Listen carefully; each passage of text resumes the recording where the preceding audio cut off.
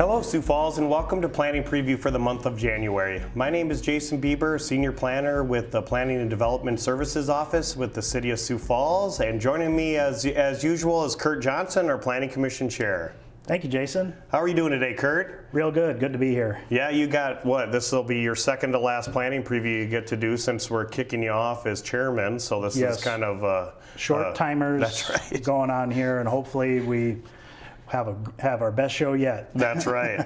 Well, let's get right into it. So yeah, as I was looking at this lineup, Jason, this is like it's a small list, but it's quality. Yes. We got some of everything on here. So our first item looks like a future land use amendment. Why don't you tell us about this one? Yeah, so we don't particularly see these very often, and right. As you know, we're probably going to see a couple more of these, but really what we're doing here is the developer had come in and had tried to is trying to really develop some land that we're actually showing maybe land that's not ready for about 15 to 20 years down the line. Sure. He was able to do some sewer modeling and really figure out that this land can be sewered now. So what we're having him do then is actually come and do what we call a future land use amendment to really take that land from what we're calling a tier 3, which is about 2040, up to a tier 1. And then we could then annex in and let him start developing. So, well, that's real good. Again, seems to be a shortage of housing in town, and anything we can do to accelerate that type of process this is a good thing. Yeah, especially across from the new Harrisburg Middle School on their 69th and Southeastern. So, yep. Very good. Looks like our next one takes us a little in that same area on the south side of town here, rezoning from ag to single family. 8200 block of Southwestern. Yeah, so tell us about this one. Yeah, so this is just kind of south of 85th and Western. There's kind of an old farmstead house that fronts Western Avenue. Sure. That one is being sold, and the applicant here is going to redevelop that and really construct about 3 lots from there and build his house and then a couple of his family houses on there. So kind of be some of those larger over acre lots similar to what we see just to the west of it in that kind of residential subdivision. Well, very good. Excited to see that one come to fruition. Yep. Our next one here looks like we have a rezoning from ag to a series along with a preliminary subdivision plan. So we got a combination here. Why don't you tell us about this project? Yeah, so this would be up in the northeast part of town, and really as we're seeing properties adjacent to Veterans Parkway with that being completed up to I-90, we're starting to see some demand for some additional land up there, getting it ready for not only some industrial uses, but also some live-work apartments and some other housing up in that area. So this one will encompass kind of an area in Madison and Veterans Parkway, bringing some land that's in the Brandon School District ready to get it ready to go for some additional, commercial, residential, and office uses up there. That's excellent, and yeah, it'll have a similar pattern as you back away from the busier thoroughfares and feeder streets. Yep. It'll back away to residential uses. That's a great design, and can't wait to see that one come together. Looks like the last item we have to talk about today is a conditional use for a billboard. Again, these are getting fewer and far between, but this does look like it is in a location off of South Minnesota that would be a typical place for something like this. Why don't you tell us about this one? Yeah, so you may know, like probably 5 years ago, we kind of went to what we call billboard opportunity districts and really only allowed billboards in some of our major corridors. So as you kind of indicated, we don't see a lot of these anymore because there's not as many locations for billboards that they can do. This one is still a location that's allowed in the Opportunity District and really fronts 229, which is some of our heavier, faster traffic. So these are areas where if we're going to allow larger billboards, it's probably an area that we will allow them or support them to go a little bit bigger than the 288 square feet. So. Well, very good. Yeah, look forward to hearing more public input on this one. So it'll be great. Well, this is a great lineup, and again, this will be coming into our January 4th, our first meeting of 2023. So we'll be definitely excited to see that. Yep, sounds good, Kurt, and thanks for joining us today. And stay tuned, Sioux Falls. After the break, we got a special treat for you.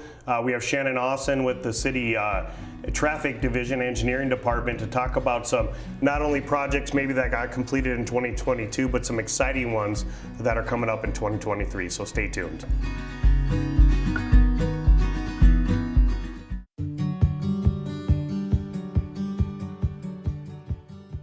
Hey, this is Seth with the City of Sioux Falls Housing Division.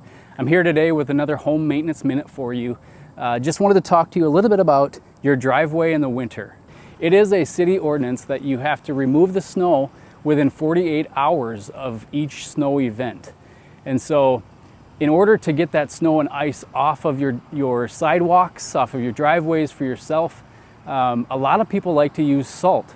And I myself have used salt, and it works really great. However, as you can see with this driveway, this in particular homeowner used some really aggressive salts, and so it actually ate through the top layer of their driveway, and it's all pitted, and there's sand everywhere, and this concrete isn't going to last as long as it should. The Housing Division wants you to know that clearing your driveway and sidewalk helps avoid safety issues for individuals in wheelchairs, neighbors passing by, and delivery drivers, or anyone else who needs a safe path. Clearing ice and snow can avoid damage to your sidewalk, such as water infiltration into cracks and joints, specifically during the thaw-freeze portion of winter. There are multiple products and methods for clearing snow and ice from driveways and sidewalks during the winter months. We encourage you to do your own research and understand the consequences of the products that you are using. Lastly, we want to thank you for taking care of your investment and continuing to keep Sioux Falls the safe neighborly community we enjoy. Thank you for watching today's Home Maintenance Minute.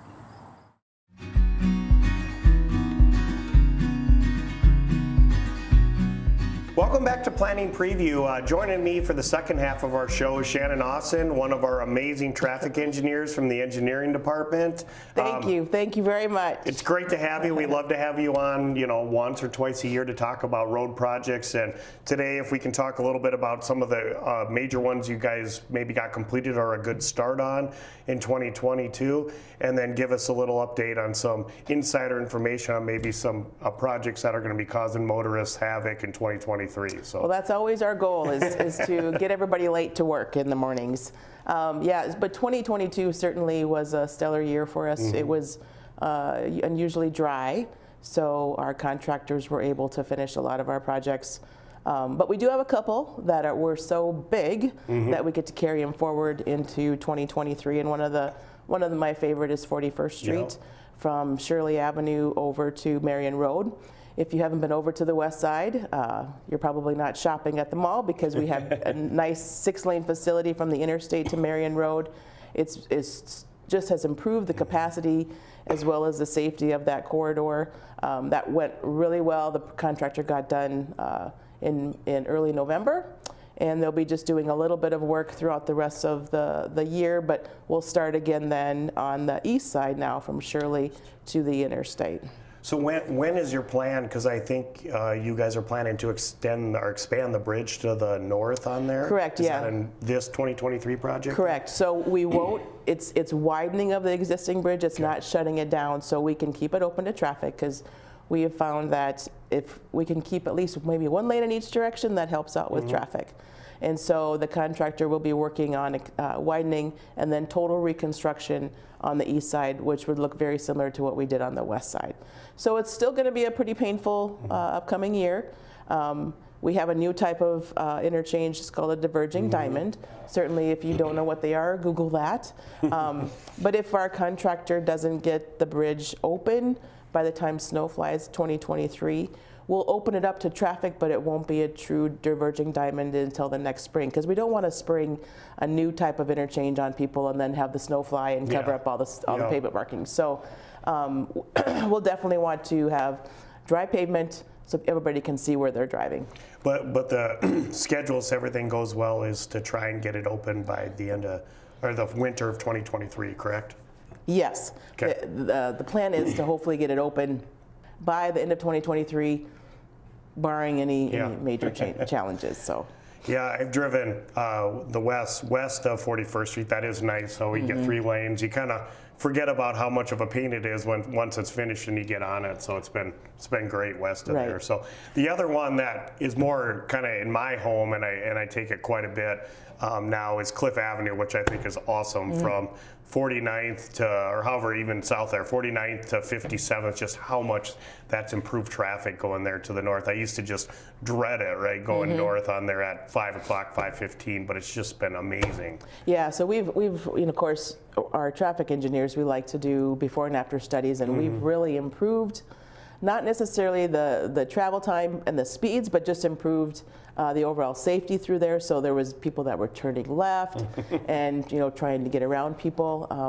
And that was more of a phased approach. About 10 years ago, we took the on-street parking off and we restriped it 2 northbound lanes, 1 southbound lane.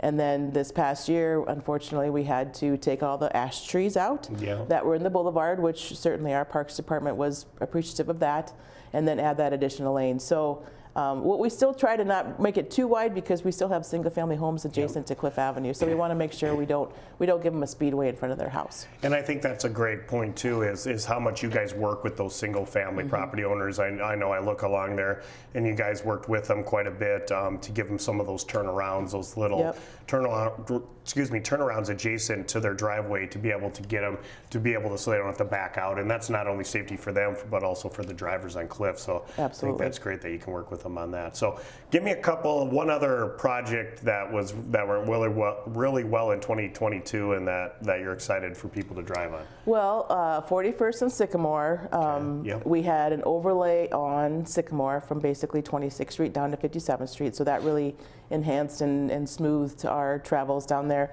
The actual intersection of 41st and Sycamore seemed like it was going to go on forever, but it did recently open up to traffic probably right before Thanksgiving.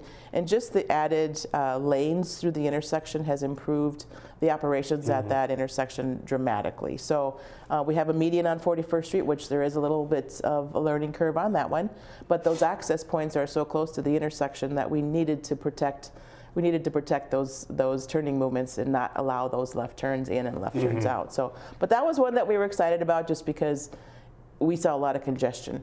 Yeah, and I used to drive that a little bit to go out east to sports games or basketball, and that would get a little tight, a little backed up in front of fairways, so that'll be good to expand that. But so talk a little bit now. I think a lot of people hopefully know by now, but the big elephant in the room for 2023 is Veterans Parkway. So maybe talk a little bit about that, just because that's kind of our maybe biggest project, and then maybe we'll talk about a couple small ones. So what's our first phase for 2023 here? Sure. Or Veterans Parkway in 2023, excuse me. So our first phase is from Western Avenue to the east or to Cliff Avenue, and we are starting there because we had actually purchased a lot of the right-of-way in advance in that 2-mile segment. So that'll be where we start first. We hope to have a contractor bid by April, and we hope to start turning dirt by May. So I think that's something that maybe people don't realize is actually each segment that you're doing is a 2-year project, and then you'll start one segment, and then the next year you'll actually finish it, and while you start another segment, correct? Yeah, so a little bit refinement there. So each segment will take 2 years to construct. Okay. So there'll be an overlap of the first year will likely be grading for the first segment. Gotcha. And then when we pave the first segment, we'll start the grading for the second segment. So there'll be a lot of dust and a lot of construction activity that people will definitely see it being built, and it'll be exciting because there's not going to be a lot of huge impacts to traffic. No, we'll have, Cliff Avenue and Minnesota will be open to traffic as we add additional turn lanes, but like Western and Tallgrass and Louise may be closed for a certain amount of time, but we probably won't close them at the same time. So there'll be a lot of phased approach to construction, and the excitement is definitely building. So can you use the same contractor then to do all of it? I mean, do you bid every year then? So Yes. Okay, so do you expect like the same contractor that's doing the grading for the first section to actually construct the pavement to do all of it, and then a different contractor for the next section? Or do you think the same contractor has the bandwidth to do 2 sections at the same time? Yeah, so right now, the first segment, just because of the time that it took, we had a kind of condensed design. We're going to bid it all as one project, design or grading and paving. Okay. Now, If we see that maybe there's a benefit to separating those out, we'll still explore that, Yeah. but probably not to the second or third or fourth segment. Yeah, just trying to get that thing going and started and Yep. get it finished, because I know a lot of people are really excited about where we connected to the north, how nice that is, Right. that they're probably getting pretty antsy to connect to the south. So I think that's going to be a great project, and like you said, I think you made such a great point that it's not going to be that impactful to existing traffic, because a lot of what we're putting in there isn't currently pavement. We're adding new pavement, so that'll be a big help. Yep. So talk about, that's the big one, obviously. What are a couple, I wouldn't call them smaller projects, right? Because all of our projects you do are big, but what are some maybe 1A projects that we're doing next year that may affect residents with travel and slow things down a little bit? So one of the projects that we've been working very closely with the Harrisburg School District on is getting Cliff Avenue widened from 85th Street down to its new Freshman Academy, which is planned to open in the fall of 2023. And so we will widen Cliff to a 4-lane with the median section, and it ends up to be about 3/4 of a mile. And that's really going to change the environment out there, because it's just been a county rural highway, and so with the school, if you haven't been out there, the school is coming up very nicely. But we got a lot of work to do before the school actually opens in the fall. So our plan is to have the street done and the school done about the same time. So we'll see how that goes. Do you expect the traffic for that Freshman Academy, more of it to come from the south, or kind of from all directions? When we've closely been coordinating with the Harrisburg School District, it's going to be from both directions. Yeah. And I think that's Cliff, like you guys have done now to 85th, is just nice that that's 4 lanes. And then that turn lane onto 85th has been such a big help, just that. So that'll be great to get it down another 3/4 of a mile, like you said, and get that first entrance into the Freshman Academy. So, Yep. So give us another project that you're excited about. Well, 33rd Street and Veterans Parkway, which is just north on Veterans, we are going to put up a traffic signal on 33rd Street. With development on both sides of Veterans Parkway now, we see that we need to have traffic volumes are high enough where they actually meet warrants for a traffic signal. And so the neighborhoods that are on both sides are very excited about that, just because it gives them that little safety buffer to get out on a 6-lane facility, which it is hard to cross 6 lanes of traffic. So that'll be going up probably later in 2023, just because of the material delays. We're still experiencing large or long material delays with traffic signals. So we bid the project, we got great bids, but it just takes almost 6 to 9 months to get a traffic signal up. It's crazy. Is that one of those projects, the traffic signal there, is that a little bit, you have to put that up maybe faster than you anticipated, or is that this about the time where you thought, hey, the volumes would be high enough here on 33rd that we'll have to put it up? Yeah, so I think the Ben Rifle Middle School and the Brandon Elementary School really kind of enhanced the traffic that we had out there. So we knew it was going to be about 5-10 years, which we're probably around that 10 years since our volumes have started to increase. Good. And then maybe one other one that I know that you have met with the neighborhood out there, but interchange on 85th and 29, right? Yes. So you got the environmental assessment back from whoever you guys get that from. Right. Took a little longer than anticipated, I Yes. think. And so now you can kind of move ahead. So what's in store for 85th Street in 2023? Well, you won't be seeing a whole lot of actual dirt being moved at the interchange. We couldn't start the final design until we got the environmental document approved by Federal Highway. So our next step then, after getting the environmental document approved, we'll start the final design. And then we probably actually won't move dirt until 2024. Oh, really? Yeah.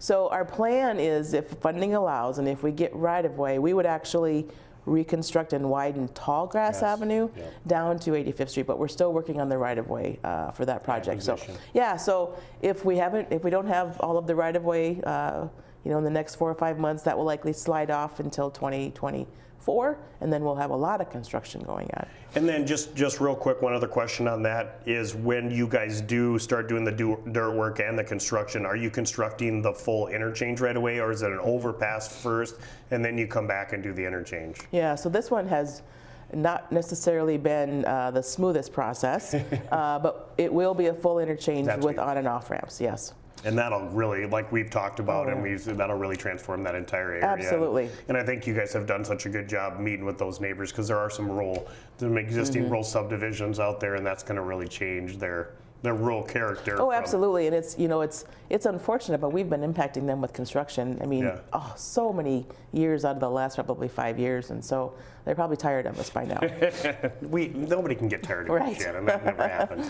But so I just want to say thanks so much for coming on. We love having you on and tell us about a little bit about what happened and what's coming up. So obviously we'll have to try and have you on next year too to keep going with the same stuff. So appreciate you being on, and thanks for the updates. Thank you. And thanks for joining us for Planning Preview for the month of January. The meeting this month is January 4th at 6 o'clock at the Carnegie Town Hall. And as always, we'd love for people to come and give public input on not only the items that we talked about here tonight, but we also have that 5-minute public input comment period at the end of our agenda to talk about anything planning related. So thanks, Sioux Falls, and have a great day.